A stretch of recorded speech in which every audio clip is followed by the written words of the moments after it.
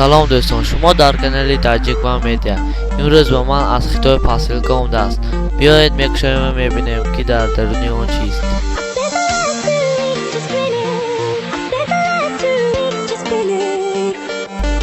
در درونی پاسیلکا پیتلیشنی میکروفون بوده است.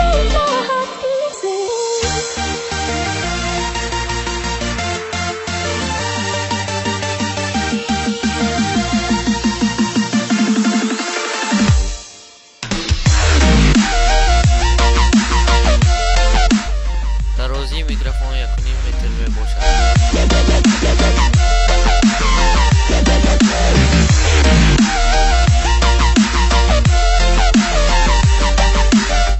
خودی همان روز پشت به من زنگ زد و در درون پاسیلکا زوکوهای کارت بود.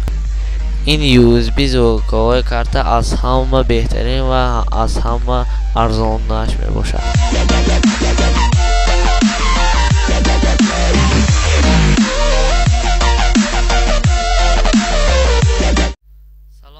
دوستان، شما در کانال تاجیک وان میدیا. خیلی که دی دوستان آواز خیلی پست.